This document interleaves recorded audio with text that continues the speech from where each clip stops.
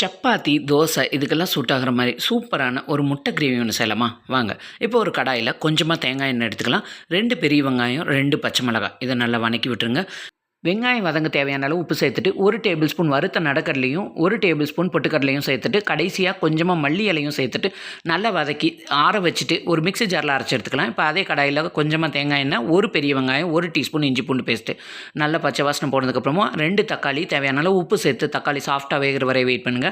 இது கூட 1 டீஸ்பூன் மிளகாய்த்தூள் போட்டு 10 செகண்ட் வதக்கிட்டு அரைச்சி வச்சிருக்க பேஸ்ட்டை ஆட் பண்ணி கொஞ்சமாக இது கூட தண்ணியும் சேர்த்துட்டு ஒரு கொதி விட்டுருங்க. நல்லா கொதிச்சதுக்கப்புறமா நான் ஒரு 3 முட்டை வேக வச்சு எடுத்துருக்கேன். அதை கட் பண்ணி அதையும் இதோட சேர்த்துட்டு கொஞ்சமாக மல்லி இலை தூவி ஸ்டவ்வை சிம்மில் வச்சுட்டு ஒரு 5 நிமிஷம் சிம்லேயே வேகட்டும். நல்ல ருசியான ஒரு எக் கிரேவி ரெடி ஆயிடுச்சு. இது தோசை கூடயும் சப்பாத்தி கூடயும் ஒரு சூப்பர் காம்பினேஷன்.